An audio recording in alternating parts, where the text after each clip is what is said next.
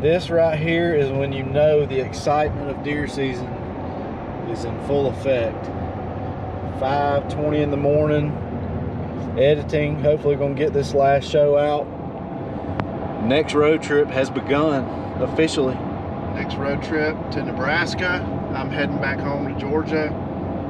Excited to get this show out, but I'm heading back home to Georgia. I got a pretty good deer showing up back home, so I'm going home to get ready for that while Bryan tries to go kill a deer in Nebraska. So a lot more coming here, so stay tuned.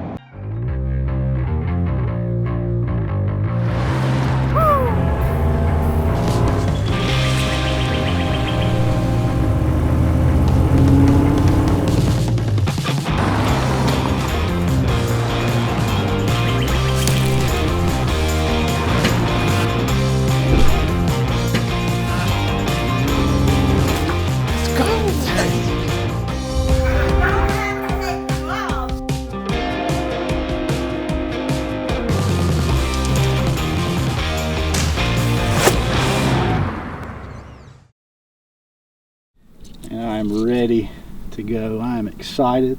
September 4th. Tyler just killed a deer yesterday in Wyoming. And we are back in my favorite place in the world. You know I'm excited when I get up at 3:30 and drive from Wyoming in time to get here to hunt this evening. But I'm gonna sling a few arrows, and I think we got a good starting spot for tonight. We're actually gonna kind of game plan it just like we did last year. We're going to go in and hunt the same stand that we hunted last year, the double lock on set where we hung right at the gate opening, and there's several good deer in there. So I'm excited to see what we see tonight. Kind of playing it safe, but definitely still have a chance to kill.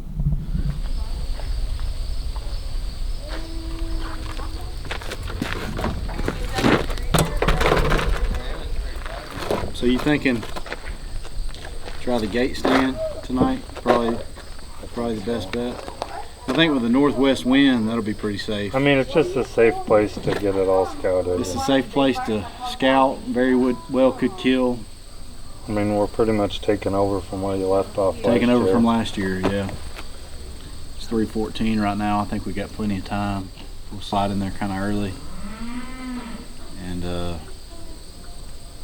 see what we can do. This is exactly where we sat opening day last year. I was sitting back here about 3 days before season, right back down this tree row in a Polaris Ranger glassing, and I watched a buck that we had never seen before walk through this gate and come feed. I mean, he was 75 yards from me, and I nicknamed him the Gate 10. And I think that's the same buck that's back in this area. He's real similar frame, a little bit bigger.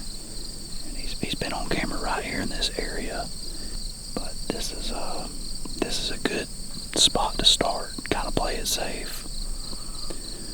Wind's supposed to be out of the northwest, which should be kind of right here. Our shot should be right here through this gate.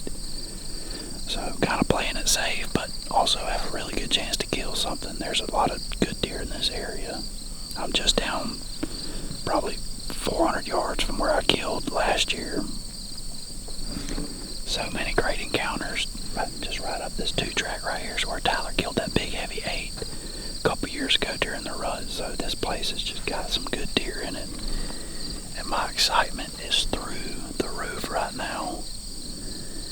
I'm just ready to start seeing some deer. There's already a few does out there, but we got about a week to try to get something done here.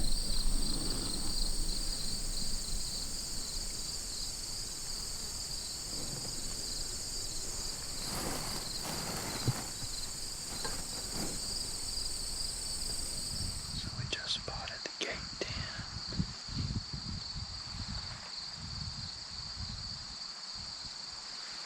He's in a small alfalfa back behind us.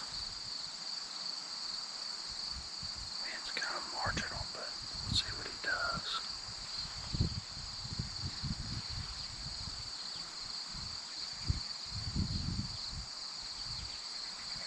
If we don't booger him, I think we can kill that deer.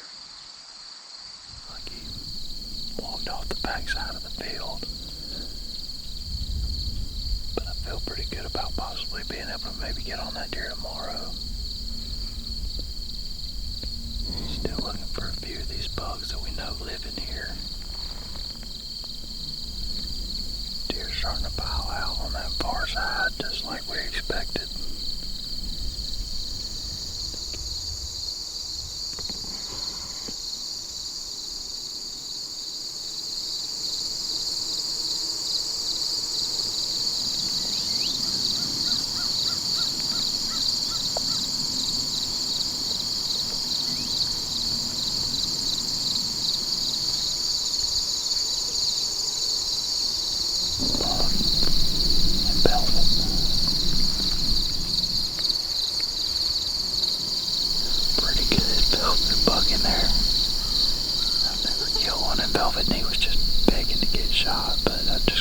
Myself do it. I don't think I'm ready to be done this early, but there's a bunch of deer out, a pretty decent 8-point over here in the small alfalfa. And I can see a couple pretty good bucks way on the other side, but I can't tell exactly what they are.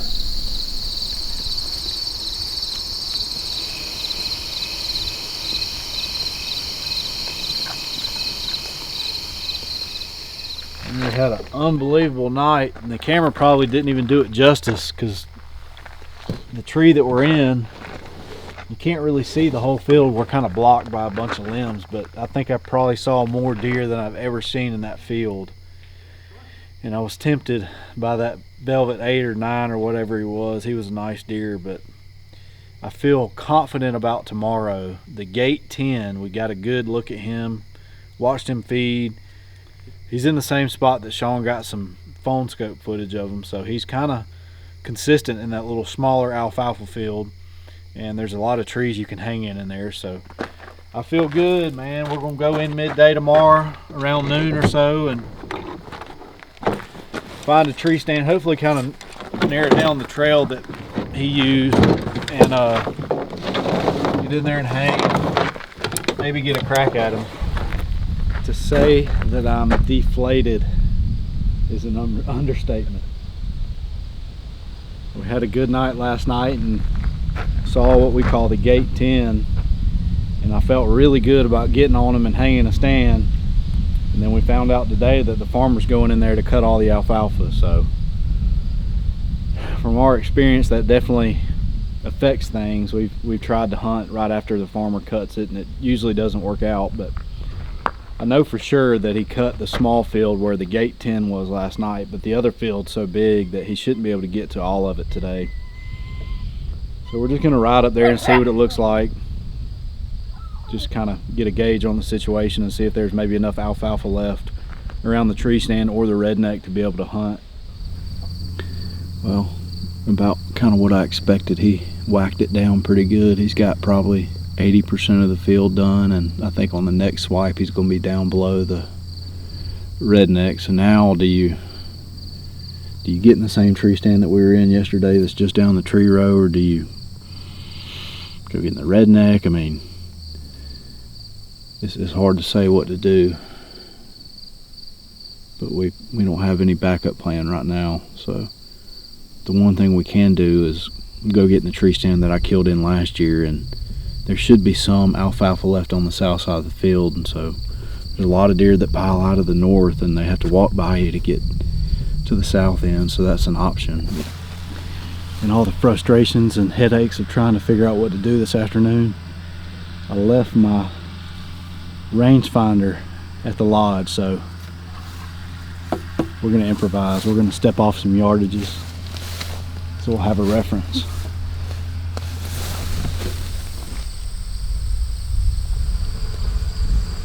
We elected to go to the tree stand in the middle of the alfalfa. Looks like the farmer just shut down at 6:30 right now. He left a little patch of alfalfa out there about 100 yards. I didn't even notice it until we climbed up here, and he's got a good portion still left on the south end. I mean, we've hunted alfalfa fields right after they got cut, and typically from our experience it kind of messes it up a little bit, but there's so many daggum deer in here. I mean, we probably saw 150, my best guess, yesterday that were out in this field. So I don't think that it'll completely shut it down for tonight, but north wind blowing where, I mean, we got to give something up, but it's blowing to where a good bit of deer will come from. But it's almost the exact same identical wind of when I killed in here last year. So we know it can work.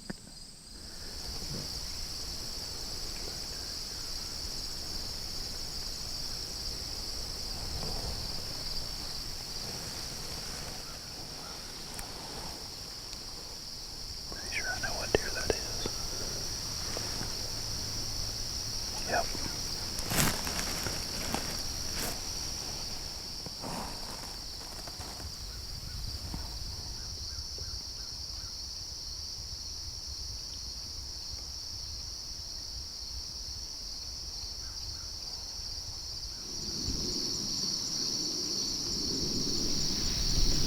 As expected, the majority of the deer piled down to that lush alfalfa that hadn't been cut. But we had a lot of deer come in bow range. Had what we call the Velvet 8 come right here at about 80 or 90 yards. He was the deer that he was just a clean 8 last year, and we called him the Velvet 8 because he hung onto his velvet longer than anything else. I can see several good bucks. Can't tell exactly what they are, but several good deer down there south. The one deer that I have not seen yet is he's a new deer. I think I know what deer he is from last year, but he's just a big heavy 8, kind of grew some kickers and stickers. It's been a pretty good night, better than I expected for deer in bow range. Now, when they come in here and bale the hay, I'm sure it'll change up a little bit, but may have to put a redneck hay bale blind to use. It's just hard to leave this area when you got all these bucks in here. A little bit of time left, so maybe we'll get lucky on something.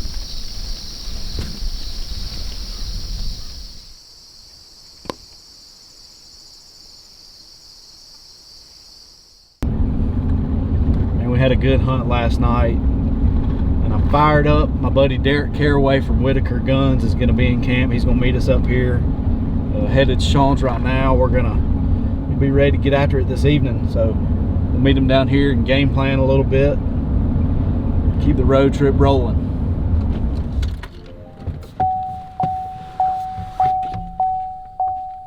Did you the orange ones? Mm-hmm. Look in the black ones. The black case. And tighten it. All right, I'm going back to the middle dot again.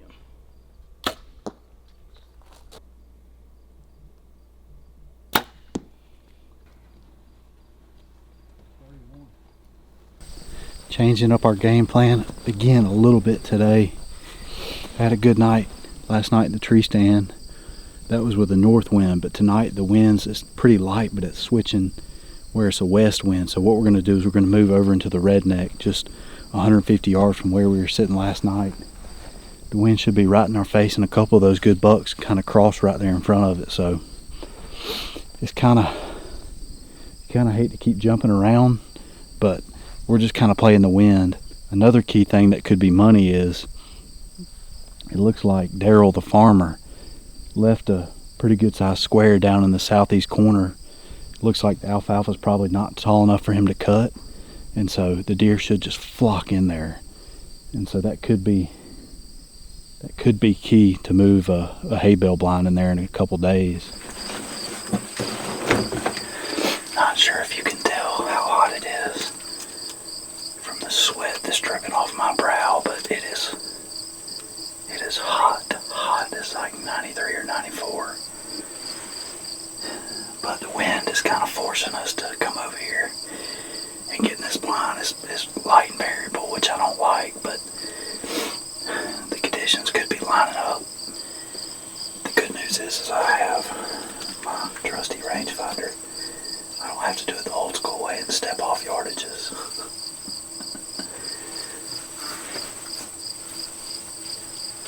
We'll see what tonight holds.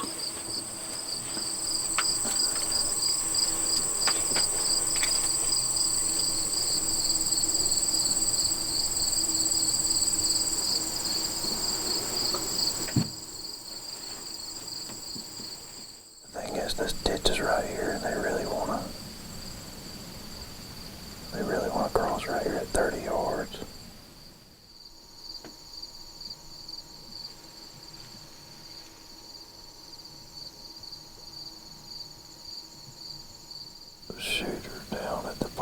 looks like the gate 10. I can't tell exactly, but it looks like him.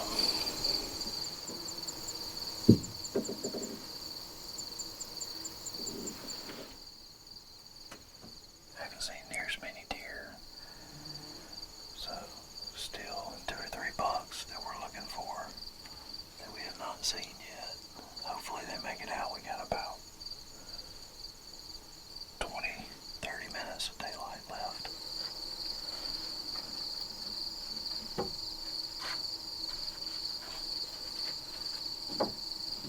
Oh, get ready, shooter.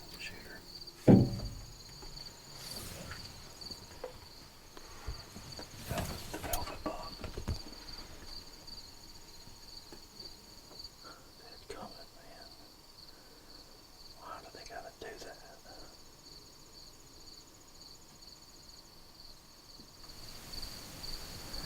He just dipped down in that ditch.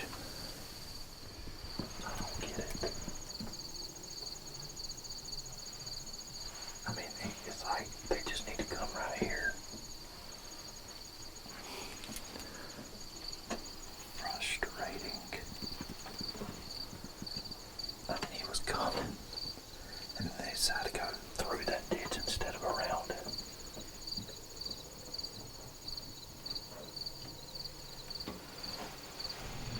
Just got back to camp and got word that Derek struck. I think it took him about 30 minutes to draw back and shoot one, so we're pumped up, but they're sitting down there waiting, so we're gonna go recover him. He said he smoked him. So we'll see. That didn't take long. There's good That blood. didn't take long at all. How you doing, Hey, Les? man, how are you? Good to see ya. Uh, Killer. That was pretty cool. Pretty Did cool. you get you one? It was a great hunt. You know, he came in.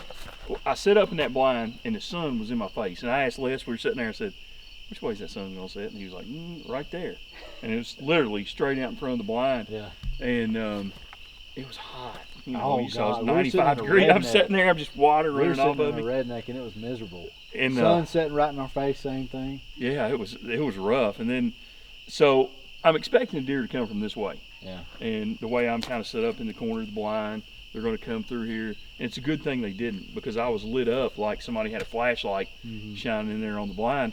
And I heard something running behind me. And he came from this direction, which is good. And he was like galloping and running like something had bumped him from somewhere. Yeah. And so we got out there and I drew real quick. And literally when I drew my bow, the sun was just square in my eyes. And he turned, stopped. I popped him. I saw the lighted knot go in, just double lung. Yeah, I mean, I'm happy. Well, let's There's go no get doubt him. about it. Let's go. Gosh dang it, I'm excited. Yeah, I am too. Good job. Look at this right here. Blood on the bow tree. Before you went through there. That's awesome.